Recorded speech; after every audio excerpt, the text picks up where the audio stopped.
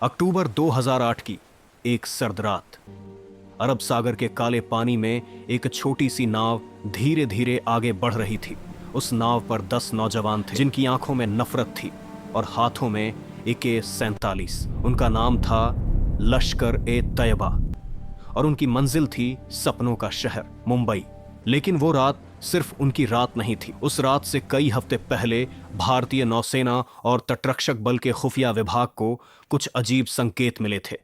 समुद्री रास्तों पर एक संदिग्ध पैटर्न था, एक ऐसा रूट जो किसी मछुआरे का नहीं था, किसी व्यापारी जहाज का नहीं था। यह रास्ता सिर्फ एक काम के लिए बना था, गैर कानूनी घुसपैठ।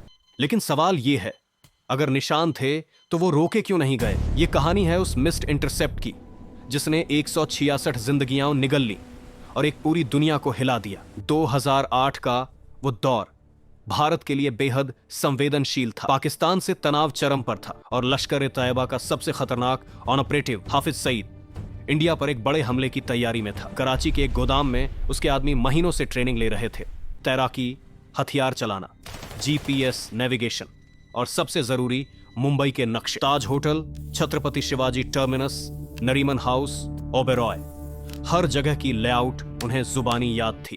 इन 10 लड़कों में सबसे युवा था अजमल कसाब, जो सिर्फ 21 साल का था। वो पंजाब के एक गरीब परिवार से आया, लश्कर के जाल में फंसा और अब एक मिशन पर निकला जिसकी वापसी का कोई टिकट नहीं था। उनका असली ऑपरेशन कमांडर था जकी उर रहमान लखवी। उसने पूरा प्लान बनाया था। 7 समंदर पार से सैटेलाइट फोन के जरिए वो हर कदम पर इन 10 को गाइड कर रहा था। अब आइए उस तरफ जो बहुत कम लोग जानते हैं। सितंबर से अक्टूबर 2008 के बीच भारतीय खुफिया एजेंसियों RAW, IB और नौसेना की इंटेलिजेंस विंग को कई अलग अलग स्रोतों से इनपुट मिल रहे थे। अमेरिका की CIA ने भी अलर्ट भेजा था। इजराइल की मोसाद ने भी चेतावनी दी थी कि मुंबई पर कुछ बड़ा होने वाला है।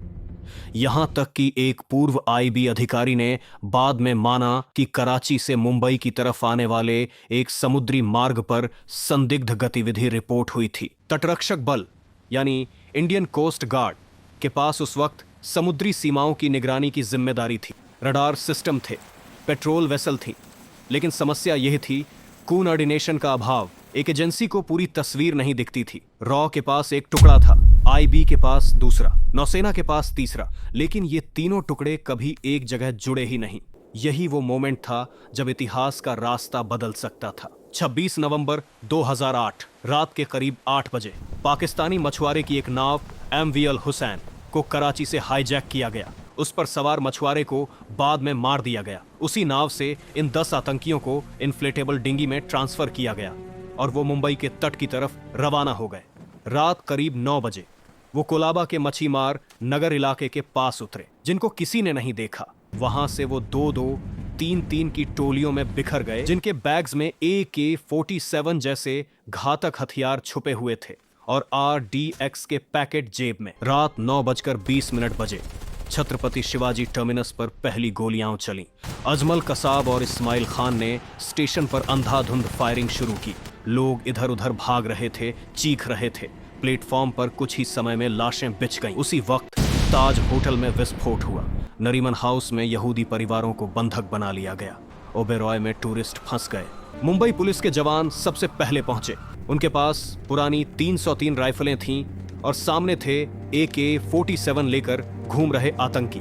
हेमंत करकरे, ATS चीफ, मुंबई के सबसे बेहतरीन ऑफिसर्स में से एक थे। वो उस रात मौके पर पहुंचे।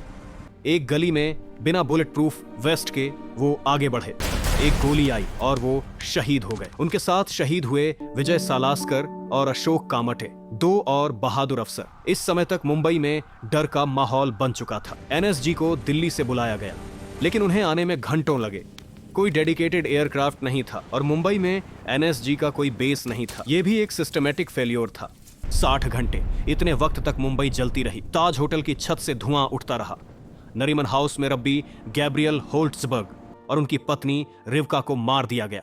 उनका 2 साल का बेटा मोशे किसी तरह बच गया, अपनी भारतीय नैनी सैंड्रा सैमुअल की वजह से। जब धुआं छौंटा तो 166 लोग मर चुके थे, 300 से ज्यादा घायल थे। 10 आतंकियों में से 9 मारे गए। सिर्फ अजमल कसाब जिंदा पकड़ा गया। उसकी गिरफ्तारी ने दुनिया के सामने पाकिस्तान के उस झूठ की पोल खोल दी जिसमें कहा जा रहा था कि इस हमले से उसका कोई संबंध नहीं है। कसाब ने कोर्ट में कबूल किया कि वो पाकिस्तान से आया था। लश्कर-ए-तैयबा ने ट्रेनिंग दी थी। जकीउर रहमान लखवी का नाम लिया जो ISI से जुड़ा हुआ था।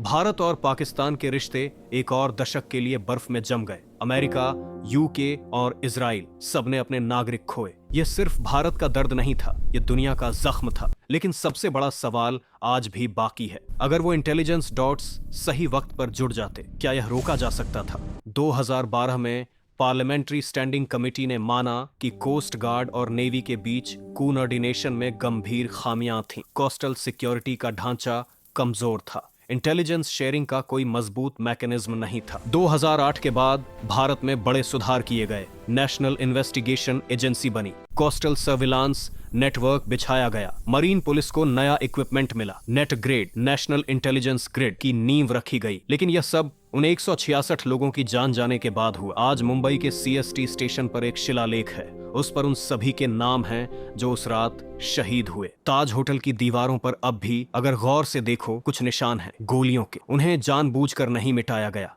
ताकि हम भूलें नहीं। हेमंत करकरे की बेटी आज भी कहती हैं, पापा हमेशा कहते थे ड्यूटी पहले। उस रात उन्होंने साबित किया कि वो सिर्फ कहते नहीं थे। अगर आपको डॉक्यूमेंट्री पसंद आई हो तो वीडियो को लाइक करें और चैनल को सब्सक्राइब करें। जय हिंद।